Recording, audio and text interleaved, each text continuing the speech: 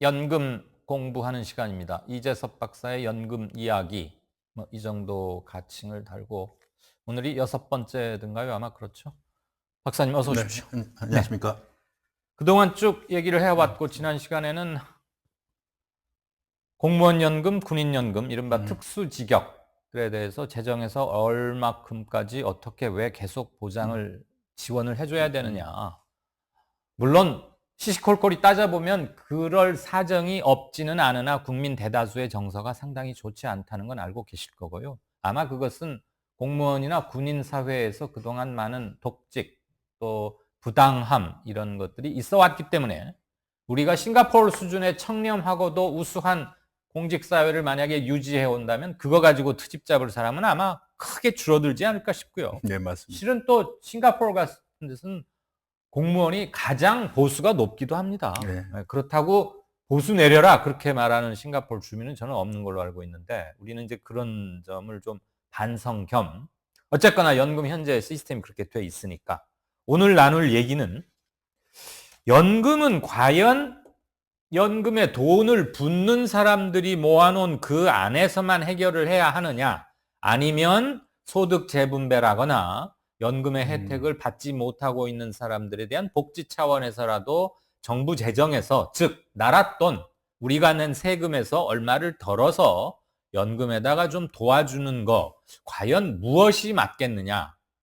나라의 형편이나 연금 수혜 범위 이런 거에 따라서 좀 상황은 다르겠지만 현 단계에서 어떻게 하는 게 가장 현명한 건지 공동체의 공동선, 공동이익 차원에서 한번 얘기를 해보는 순서로 그렇게 하면 어떨까 합니다.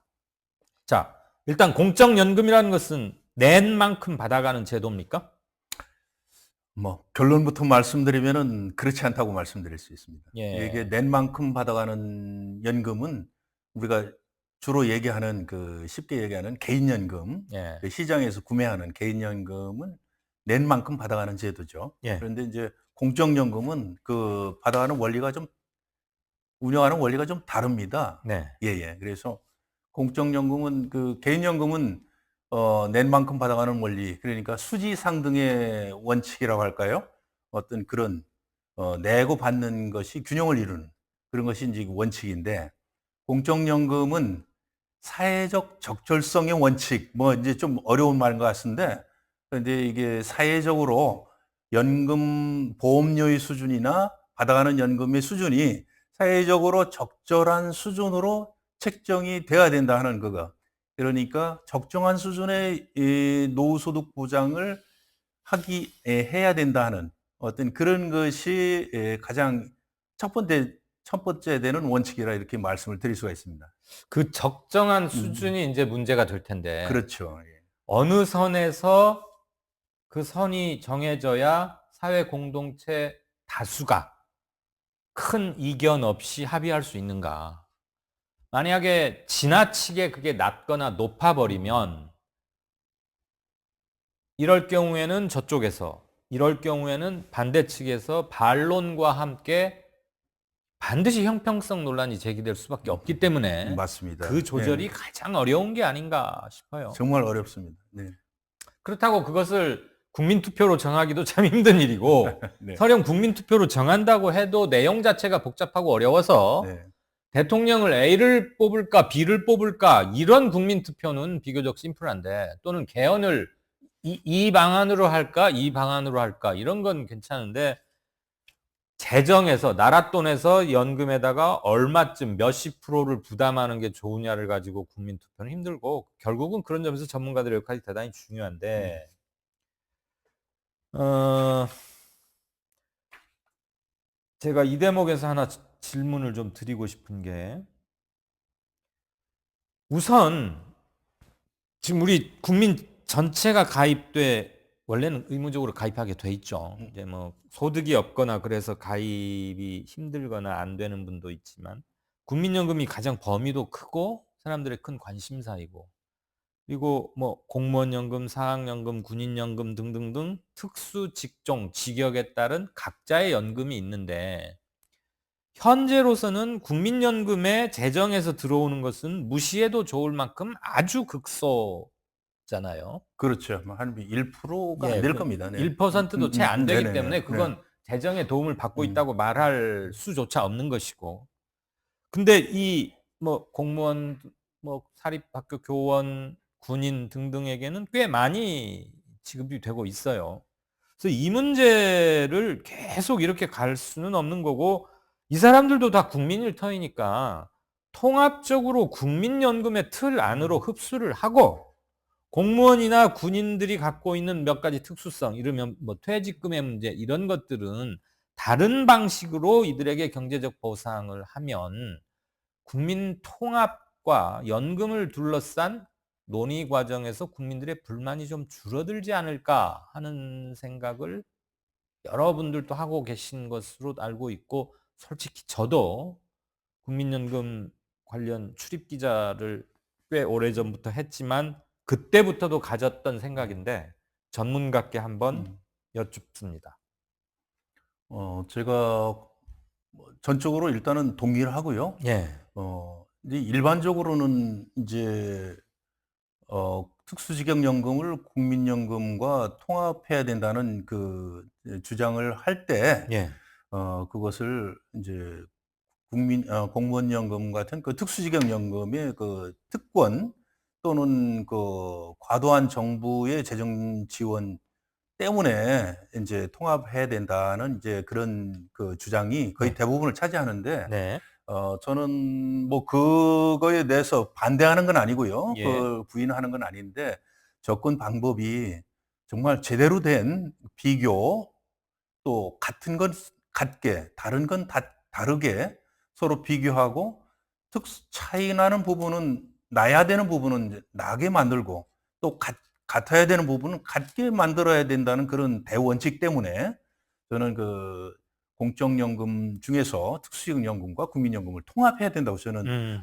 보고 예. 있습니다. 예. 그래서 국민연금의 이제 공무원연금 같은 특수직영연금은 그 퇴직연금과 기초소득보장연금이 이제 통합된 형태인데요. 예. 그 단일된 연금인데 국민연금은 어 국민연금과 그 퇴직연금이라는 게 분리가 돼 있습니다. 그래서 차제에 공무원연금 같은 특수직 연금도 1-2 층을 분리해서 예. 1 층은 국민연금과 같이 해야 아까 앵커님께서 말씀하신 대로 또 공무원과 군인이 국민들이 소득 재분배나 이런 부분에 같이 동참을 하게 되는 거죠.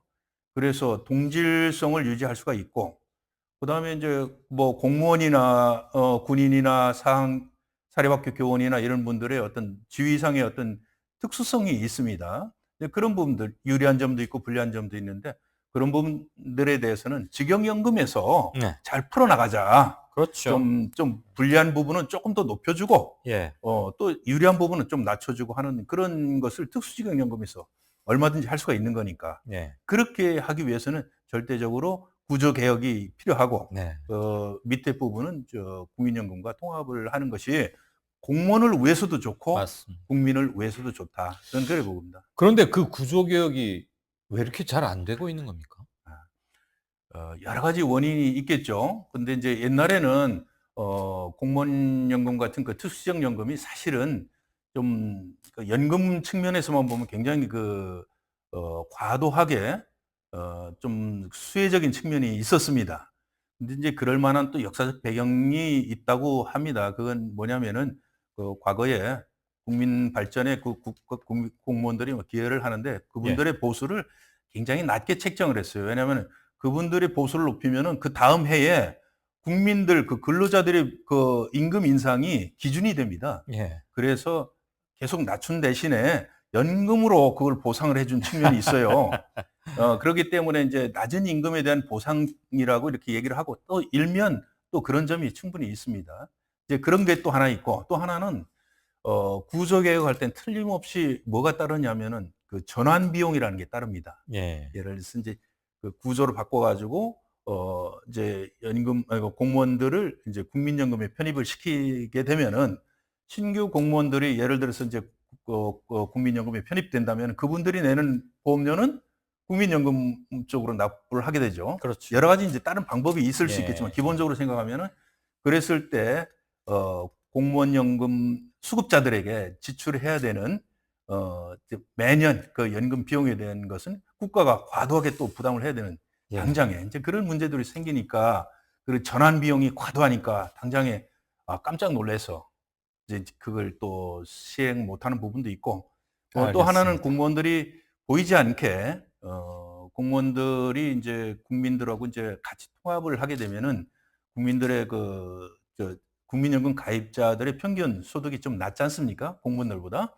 그렇기 때문에 재분배를 국민들에게 해줘야 되는 그런 문제가 또 있어요. 그렇죠. 아마 예, 그게 예. 중요하지 않을까 네네. 싶은데 1970년대, 80년대 넉넉 잡아서 90년대 중반까지는 공무원이나 군인들의 급여가 민간에 비해서 상대적으로 낮았던 건 사실이지만 2000년대 막 들어와서는 상당히 그 격차가 많이 줄어든 점이 있고요. 그렇습니다. 공무원과 군인은 급여 이외의 복지 측면에서 대한민국의 한 20대 재벌이 아닌 일반 기업들은 꿈도 꾸지 못할 다양한 복지를 갖고 있는 것도 사실입니다.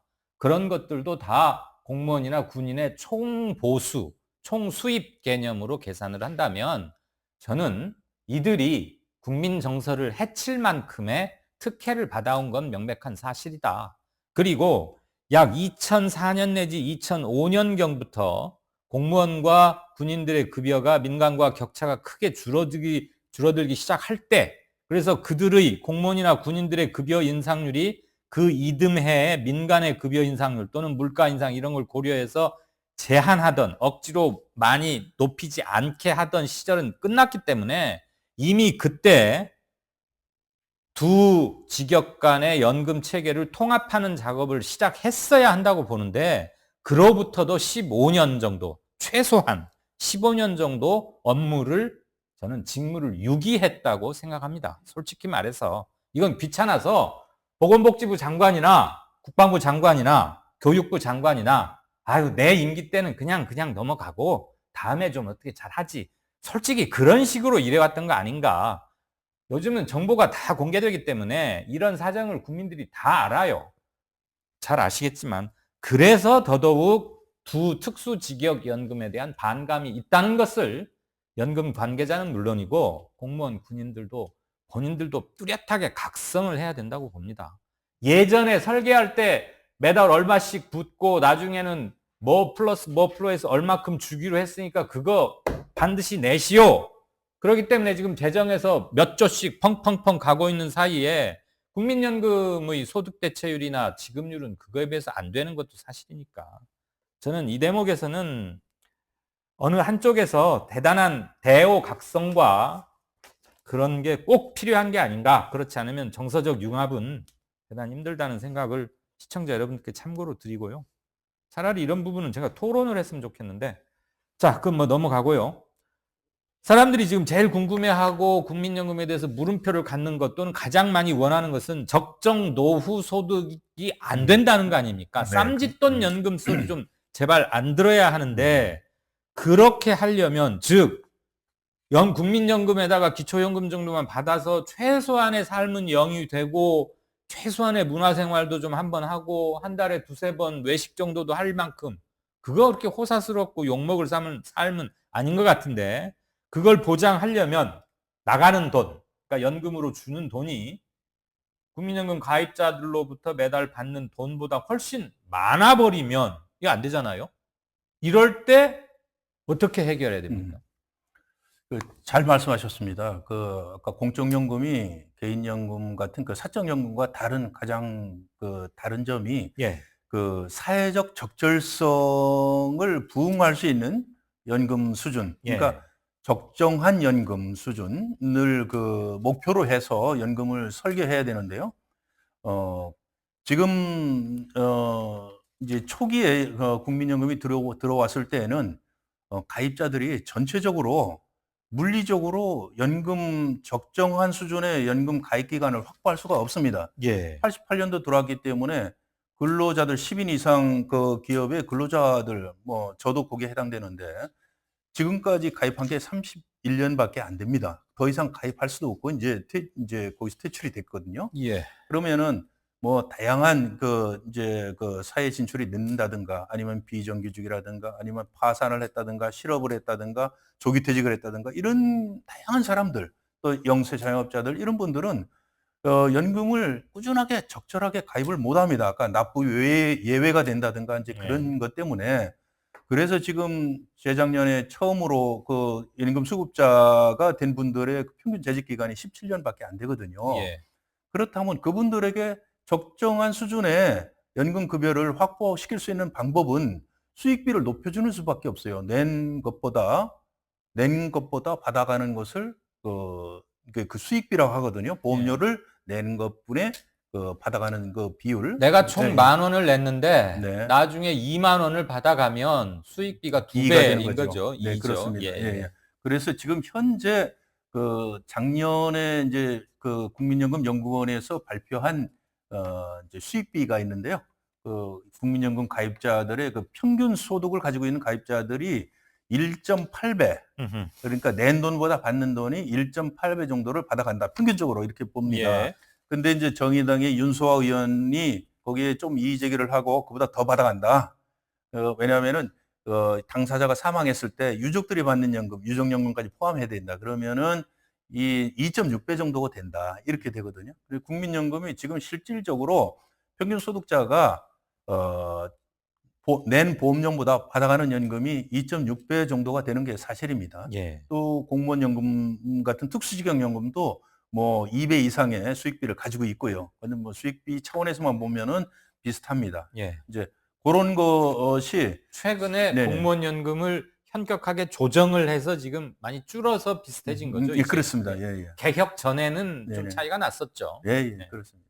그래서 지금 수익비 차원에서는 이제 비슷한데 국민연금만 따로 떼어보면은 지금 도입한 지가 성숙되기 전이 제도가 성숙되기 전이기 때문에 실질적으로 제도 가입 기간을 확보하기가 어려운 점, 이 부분이 가장 큽니다. 그렇기 때문에 중간에 하나 좀 네네. 시청자들의 이해를 돕기 위해서 중간 질문 하나 드리겠습니다. 국민연금이 시작한 지 30여 년밖에 안 돼서 덜 성숙했다. 방금 이렇게 말씀하셨는데 1988년에 시작됐죠. 그렇죠. 그러니까 지금 횟수로 31년쯤 됐습니다. 그러면 몇십 년쯤 돼야 성숙했다고 보십니까? 주로 이제 우리가 소득 대체율이라는 것을 얘기할 때 40년 정도를 가입한 것을 기준으로 해서 적정한 가입 기간으로 우리가 이제 풀로 가입한 기간을 40년으로 잡습니다. 예. 근데 그렇다면은 40년 이상을 연금 제도가 좀 지나야, 그러니까 네. 한 50년 정도가 지나야 나름대로 평균적으로 한 30년 이상의 가입 기간이 됐을 때 국민들이 예. 저는 그냥 성숙되었다 이렇게 볼 수가 있겠습니다. 40년을 채우는 경우는 서양의 경우는 많이 있습니다. 거기야 물론 네, 100년 뭐 넘고 네, 7, 네. 80년이 예, 다 예. 넘었으니까. 거의 40년에 뭐 가까운 평균적인 가입 기간을 유지하는데 그래도 최소한 30년 정도는 평균 가입 기간이 돼야 그래도 이제 어느 정도 성숙됐다 보여야 되는데 저희들 통계상으로 추정을 할 때 네. 2050년이 돼도 네. 평균 가입 기간이 24년을 넘지 못한다는 이렇게 이런 또 한 가지 질문이 전망이 생기는데요. 있습니다. 네네. 1988년에 시작했기 때문에 1988년부터 직장 생활을 시작한 사람이라면 현재까지 다니고 있다면 31년째 국민연금을 붓고 그렇죠. 있는 거고요. 네네. 그 전에 회사에서 뭐 회사가 없어지거나 명예퇴직을 하거나 해서 나온 사람들은 지역 가입으로 전환이 되니까 그렇죠. 네. 이 사람들은 또 힘들더라도 아무튼 지역연금을 계속 내왔을 거 아니에요. 그럼 이미 이 사람들은 납입 연한을 30년은 채우고 있는 거고요. 또 하나, 우리나라 보통 남자들의 경우에 경제 생활, 즉 직장, 소득 생활을 시작하는 것은 평균적으로 대학을 나왔다고 치고요. 요즘은 뭐 20대의 80%가 다 대학을 간다고 하니 대학 가서 졸업하고 군대 다녀와서 빠르면 26세쯤에 취직을 해서 60세쯤까지 내는 거죠. 그렇죠. 예. 그렇죠. 지금 그 출생 연도에 따라서 뭐 63세까지 내는 사람이 있고 뭐 이것도 지금 저 바꾸려고 하는데 자, 26세에 취직해서 60세까지 낸다고 치면 34년을 내는 겁니다. 그러면 정상적으로 대한민국에서 경제활동을 시작하는 남자들은 34년 이상은 내기가 힘들잖아요. 그렇습니다. 그러니까 지금 이제 31년째 됐는데 우리가 아직도 우리 연금이 성숙하지 않았다라고 말씀하시는 것은 1988년 이전부터 직장 생활을 최소한 5, 6년, 10년쯤 하고 계신 분들, 지금 나이로 약 65, 6세 되는 분들 정도는 연금이란 게 아예 없었으니까 미성숙이지만 지금 60세 아래이신 분들은 대개 연금에 27, 8년 또는 30년 정도는 가입이 되어 있는 상태 아닙니까?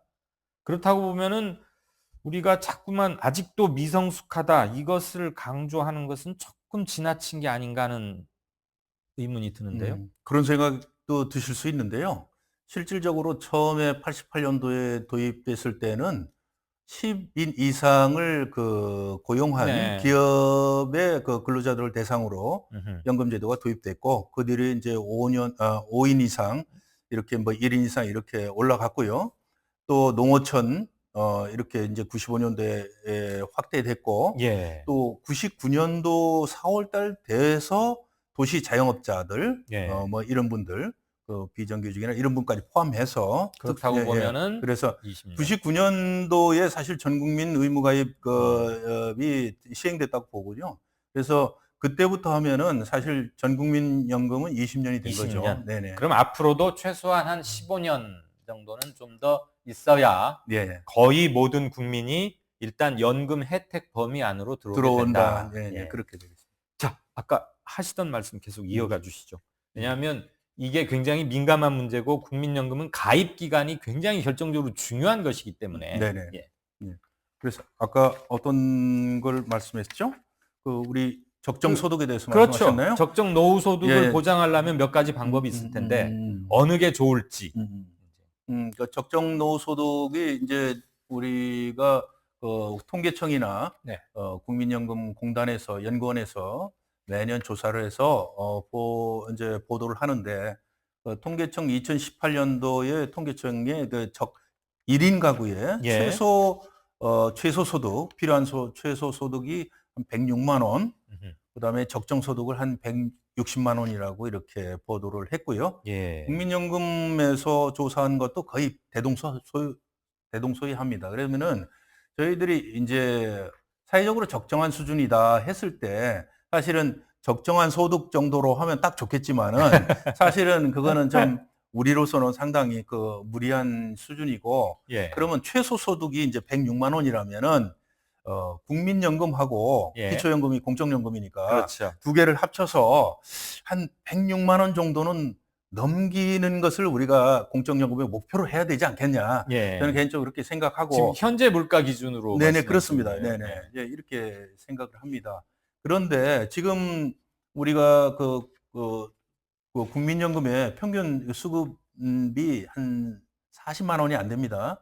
평균이요. 예, 평균 수급액이. 예. 그다음에 이제 기초연금은 이제 또 올라서 이제 30만 원까지 준다고 하잖아요. 그렇죠. 그래서 이제 30만 원 잡는다고 치더라도 다 합쳐서 70이네. 70만 원 정도가 되는 거죠. 음흠. 그래서 70만 원 정도가 되는데, 그렇다면은 우리가 이제 사회적 적절성, 이제 국민연금 공적연금이 하나의 목표라고 우리가 봤을 때 거기에도 한참 못 미친다. 저는 예. 그렇게 보는데. 그러니까 106만 원 내지 한 110만 원 네, 그렇죠. 정도를 확보하려면은 네네. 아직도 한 4, 50만 원 정도가 그렇죠. 부족한. 예. 그렇게 이제 부족한 건 아까 같이 성숙되지 않은 기간이 절대적으로 짧은 기간도 것도 있고, 그러나 거기에 비해서 우리는 아까 수익비라고 그랬잖아요. 내는 보험료에 비해서 받는 돈은 2.6배가 되지 않았어요. 그러니까 그러면은 이런 금융 상품이 없죠. 그렇죠. 어마어마하게 높여주기 때문에 네. 국민들은 용돈연금이라고 하지만은 연금 학자들이나 이런 분들은 또 과도하게 내는 돈보다 과도하게 받아가니까 이건 예. 더 삭감하거나 연금 보험료를 이제 많이 올려야 된다 이렇게 얘기를 하잖아요. 바로 그 네네. 부분이 국민들이 국민연금에 대해서 불신이나 오해를 품게 그렇죠. 되고 국민연금공단이 이 부분을 참 홍보를 쉬운 말로 잘해야 되는데 팜프렛을 아무리 읽어봐도 국민연금공단 홈페이지를 들어가 봐도 맞아요. 연금을 공부한 사람이나 조금 알아듣기 해놓지 참 그 쉽게 아마 유시민 작가 보고 쉽게 쓰라 그러면 잘 쓸 것 같아. 못 쓸걸요? 아니.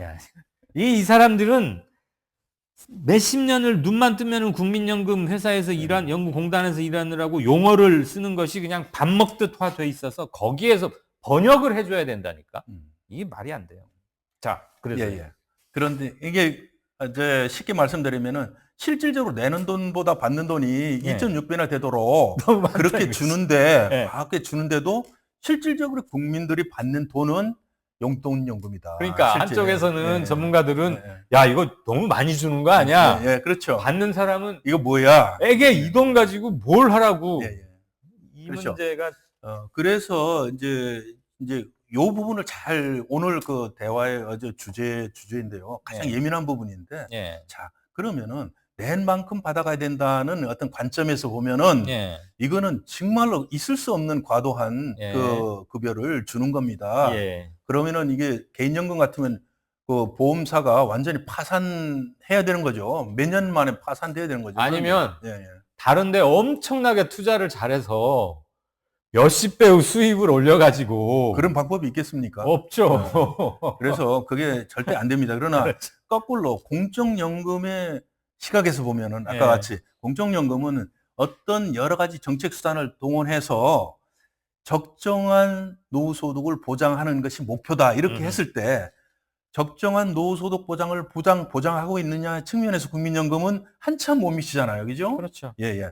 그런 측면을 우선적으로 봐야 되고 그 다음에 가서 그러면은 이렇게 과도한 수익비를 언제까지 할 것인가 이제 그거를 두 번째로 이렇게 따져봐야 됩니다. 어려운 예. 문제고. 그래서 그러면은 이런 과도한 수익비를 그러면 누가 메꿔주는가? 어떤 부족분은 방법으로 메꿔주느냐? 역시 뭐 재정에서 가져오거나 예. 또는 다음 세대들에게 뭐 빌려오는다는 말이 적절치는 소득 않지만 이전. 그렇죠. 예. 다음 세대들이 미안해. 예. 너희들 낼 거 우리가 좀 저기 하고 너는 또 그 다음 세대로부터 그렇죠. 이렇게 봉양받고 네네. 이러는 건데 네. 지금 청년들이 일자리는 없고 소득은 줄고 살기는 힘들고 헬 조선이라고 하니 예. 아마 요 방식 했다가는 화들을 많이 낼 것 같고. 그런데 실질적으로 지금 연금 설계는 그렇게 돼 있습니다. 그렇죠. 예, 설계돼 있고요. 그게 이제 공적연금 모든 대부분 나라가 그 부가 방식을 하지 않습니까? 그렇죠. 세대 간 부양 방식으로 하는 사회보험연금은 거의 대부분 그렇게 설계가 돼 있어요. 예. 그러니까 국가의 재정 지원, 예. 그다음에 그 후세대로부터의 소득 이전, 요 두 가지를 핵심으로 해서 그렇 자기가 낸 돈보다 많이 받아갈 수 있는 그 근거를 예. 그 제시를 하고 있는 겁니다. 그 수준의 차이는 있지만은 그렇죠. 그렇게 합니다. 그 두 가지 점을 확실히 네네. 인식을 하고 아, 마치 내리사랑처럼 계속 다음 세대로부터 조금 그렇죠. 보전을 받고 네네. 너는 그동안 나를 이렇게 해줘서 고마운데 너는 그 다음 세대로부터 또 이렇게 받으렴. 이게 이제 사회적 약속과 전통으로 인식 속에서 딱 쓰면 네. 그게 아마 이 박사님께서 조금 전에 말씀하신 연금 성숙과도 좀 관련이 있지 않을까. 맞습니다. 5, 60년쯤 지나면 예. 한 세대가 건너가는 걸 경험을 해보면 맞습니다. 반감이 굉장히 줄어들겠죠. 예, 정확한 말씀이에요. 왜냐하면 내가 한번 혜택을 받아봤고 그렇죠. 그러니 기대도 하는 거죠. 공짜 점심이 어디 있습니까? 내가 받았으면 어떤 식으로든 예. 도전을 해야 하는 것이고. 예. 지금 시청자분 중에 아주 중요한 질문이 오늘 주제에 딱 맞는 하나 들어왔어요. 이 다음에 하실 말씀하고도 연관이 되니까 지금 말하죠. 고맙습니다. ASD123님 이런 질문이 이겁니다. 국민연금이 소득 재분배 기능까지 감당해야 합니까? 소득 재분배는 다른 방법으로 하고 국민연금의 지급 부담을 줄인다면 어떨까요? 어차피 다 같은 세금인데 라는 게 질문 요지입니다. 좋으신 질문인데요. 예. 예. 굉장히 중요한 질문이시네요. 소득 재분배를 어떤 방식으로 하느냐 하는 그 여러 가지 방식이 있을 수 있습니다. 근데 이제 공적연금 중에서도 소득 재분배는 통상적으로 조세를 기반으로 해서 소득 재분배를 하는 것이 가장 공평하고 일반적이고. 적절하다. 이제 이렇게 보는데 이거를 인제 사회보험연금인 그 공적연금, 우리 같은 국민연금의 소득 재분배 기능을 과도하게 음흠. 예 우리는 좀 상당히 센 소득 재분배 제도를 가지고 있어요. 현재까지 그렇죠. 네 그렇습니다. 그렇기 때문에 그렇게 했을 때는 여러 가지 소득 재분배의 왜곡 현상이 일어나는 게 사실입니다. 예. 왜 그러냐면은 인제 예를 들어서 그 저소득자로서 국민연금에 가입한 분은 아까 같이 수익률이라고 하지 않아요? 수익률이 한 6-7 까지 됩니다. 낸 돈의 6-700 까지 받아갑니다. 지금 가장 힘들게 네네. 사시는 힘든 분. 분들이. 예. 그런데 그보다 더 힘든 분들이 있죠. 그분들이 누구냐면은 보험료를 못 내서 그 연금제도에 들어오지도 못하는 분들이에요. 사각지대에 있는 분들. 예.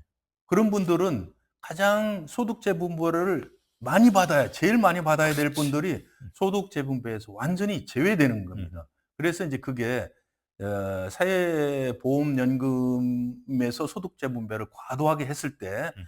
일어나는 어떤 왜곡 현상, 부작용입니다. 그래서 그걸 조금 네. 줄여서 예예. 사각지대를 없애는 게 예예. 진정한 의미의 공적연금의 실현이다. 네. 그러니까 지적해 주신 대로 소득 재분배 기능을 쪼끔 낮추더라도 예. 그 국가의 지원이나 보험료 지원을 통해서 최대한도로 못 들어온 사람들, 이 사람들을 제도권으로 들어오게 만드는 것. 음흠. 이것이 가장 중요한 그 정책 요소가 되겠죠. 그다음에 기초연금이 있지 않습니까? 네. 기초연금은 조세로 지급하잖아요. 그래서 사각지대가 워낙 넓기 때문에 예. 우리가 해소할 수 있는 방안이 없었습니다. 국민연금 하나만 있을 때. 그래서 2007 년도에 많은 논란을 거쳐서 이 사각지대 문제를 해소하기 위해서 기초연금이 들어온 거죠. 그래 가지고 인제 돈을 낼 그 여력이 전혀 없었던 사람도 노인이 인제 65 세만 되고 소득 70% 안에만 들어오면은 그 무조건 기초연금을 받을 수 있도록 되어 있습니다. 그래서 네. 그 소득 재분배가 기초연금을 통해 가지고 좀 적절히 수행이 되고 있습니다. 그래서 국민연금의 소득 재분배 기능은 쪼끔 더 줄여야 되지 않느냐. 음. 그런 논의와 함께 사각지대에 빠져 있는 국민연금 들어오지 못하는 분들은 국가 지원을 조금 더 더해서 그분이 들어오게 만들어야 돼요. 들어와야 그렇죠. 일단 재분배를 받으니까. 그 두 가지 요소. 좋은 질문을 해 주셨습니다. 예. 시청자 여러분, 지금 우리가 가장 최하위, 하위라는 표현을 써서 죄송합니다만, 그분들은 최대 6배 내지 7배 낸 돈에 그만큼의 수익을 올리시는 거고요. 받으시는 거고요. 보통 평균으로 2배에서 2.5배 사이쯤을 받고 있는 겁니다. 이것은 뭐 두말할 필요 없이 민간 금융 상품과는 비교한다는 것 자체가 말이 안 되는 것이고요. 맞습니다. 그래서 국민연금에 대해서는 수익률이 나쁘다, 이런 것은 세상에 그런 말도 안 되는 저급한 가짜 뉴스는 없고, 없습니다. 이제는 아마 속으시는 분들은 안 계실 것 같고. 강남 아줌마 얘기 많이 들으시죠? 뭐예요? 전업주부인데 강남에 계신 전업주분들은 이 연금에 대한 이해가 높아서 아 이게 수익률이 높구나 알아 가지고 임의 가입 최대로 넣는다. 수익이 이거죠. 없는데도 불구하고 임의 가입할 수 있는 제도를 충분히 활용해서 많이 가입한다는 거예요. 그것도 아마 액수가 있을 텐데 최고 많이 넣는 그 금액으로 넣고. 그렇죠. 투자죠, 투자. 그 네, 사람들은. 그렇게 합니다. 그 블루벨벳 님이 이런 말씀도 주셨어요. 이게 아마 요즘 세태를 명확히 반영하는 게 아닌가 싶은데, 요새 결혼할 때 양가 부모님이 연금을 받으시냐 안 받으시냐도 중요하게 생각한답니다. 노후를 자식이 책임져야 하는지 아닌지가 거기에 일정 부분 달려 있으니까. 이게 참 정말 생생한 얘기네요. 지금 오늘 논점하고 예. 정확히 일치되는 그러니까 겁니다. 제가 지금 그런 것만 골라서 읽고 네. 있는데, 앵커님 아까 말씀하셨죠. 예. 적정 노후 소득이 보장이 되지 않으면은 어떤 문제가 생기냐면은 결국은 자식들이 개인적으로 용돈을 들이든가 생활비를 들여서 그분을 적정한 수준으로 부양을 할 수밖에 없어요. 예. 그러면은 적정한 수준으로 개인이 부담을 추가로 부담하는 게 옳은지 아니면 보험료를 조금 더 내고 국가가 좀 더 지원을 해서 그렇죠. 예. 적정한 노인을 노인 소득을 보장해 주는 것이 옳은지.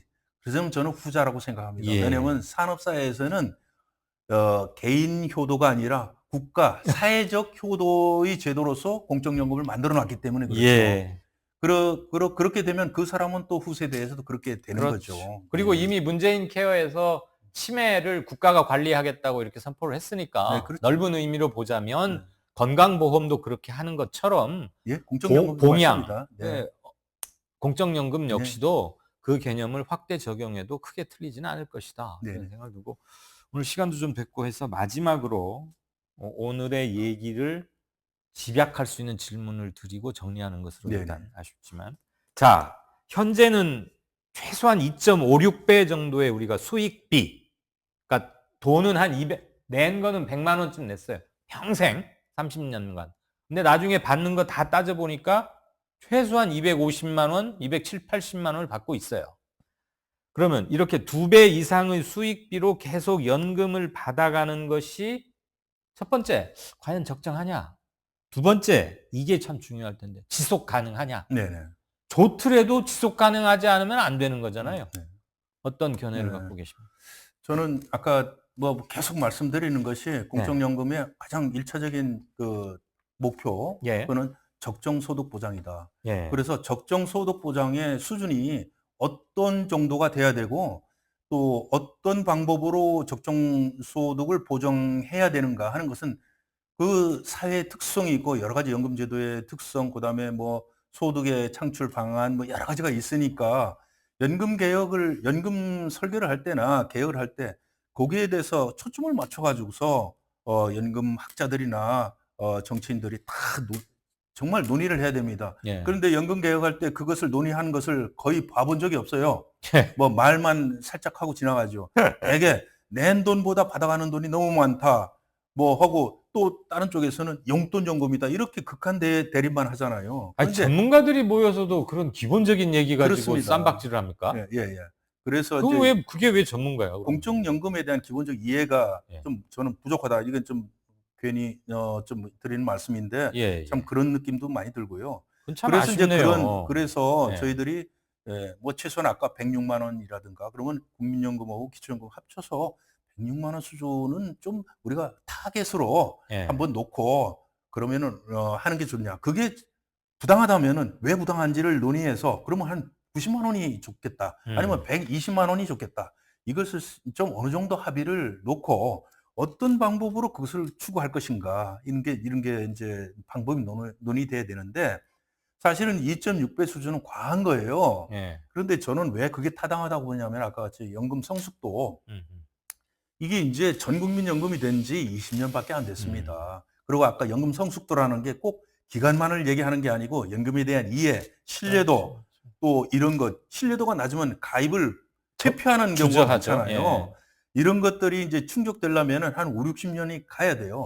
그 기간 동안에는 아까 말씀드렸듯이 2050년이 돼도 가입 기간 평균이 추정치가 24년에 불과하다고 그랬잖아요. 그게 얼마나 가입 기간을 넓히는데 어려운지를 말씀을 드리는 거예요. 그래 가지고 그 정도 성숙되는데 제도적으로 우리가 많이 노력을 해야 되겠지만은 그 기간 동안에는 적정한 이 수익비, 과도하다고 보는 이 수익비를 유지를 해 주고 그 대신 이것은 쌓여 있는 기금을 가지고 그 부분을 해소를 해 줘야 된다. 그러고 그러면 2050-60년이 가면은 그것으로 기금이 어느 정도 이제 소진이 되면서 또 인구학적으로도 어느 정도 평탄화가 이루어지고 예. 가입 기간도 30년 이상이 확보되고 그러면 네. 그때는 수익비를 2.6이 아니라 예를 들어서 1.5 정도로 해서 후세대에서 약간 이전해 주고 국가에서 조금 조금만 빌려오고. 더 해 주고 예. 본인 노력하고 그렇게 해서 적정 소득을 보장해야 된다. 저는 그렇게 생각합니다. 예. 이거 뭐 한마디 보태고 뺄 필요도 없이 아주 핵심을 잘 정리를 해 주신 것 같고요. 참고로 우리나라 올해하고 작년 국민연금 지금 쌓여 있는 수백조 기금 가지고 해외 증시에도 투자하고 국내 증시에도 투자해서 얻은 수익률이 다른 나라 기금들의 수익률보다 약 2배에서 2.3배 정도 많았답니다. 그러니까 그 점도 조금 감안을 하셔서 걔들 그 몇백 조씩 쌓아두고 돈 좀 많이 벌지. 뭐 이건 욕심이고요. 실제로는 성적이 나쁘지 않다는 거. 저 국민연금관리공단 홍보 이런 거 전혀 상관없습니다. 그냥 팩트입니다. 팩트 이거는. 네, 맞습니다. 그 연금에 대한 의문점들이 너무 많다 보니까 연금에 대한 사실이 제대로 전달되지 않는 것도 좀 있는 것 같고요. 그래서 우리가 잘하는 건 잘한다고 인정을 해주고 의문은 또 의문대로 풀고 이러는 시간이 됐으면 좋겠습니다. 네네. 오늘 아주 특히 마지막 부분에 네네. 핵심이 있는 게 아닌가 싶고 네, 그렇습니다. 아직도 과도기인 상태다. 네, 그러니까 이 그렇습니다. 시간이 지나면 최소한 현실적으로 15년 내지 좀 길게 잡아서 20년쯤 지나면 성숙도 면에서 굉장히 100%에 많이 가깝게 가고 네. 그러다 보면은 지금 나오는 문제들의 상당 부분은 거의 저절로 해소될 가능성이 있다. 네네. 그 기간 안에 모든 연금들은 한 체계로 통합을 시키고 필요한 것을 누층으로 기본, 노후연금, 뭐 개인연금 이렇게 쌓아가는 네네. 이런 식으로 바꿔야 되지 않을까 그런 생각을 합니다. 네네. 덕분에 뭐 연금에 대한 지식이나 생각이 많이 올라가고 이런 걸 느낍니다. 고맙습니다. 감사합니다.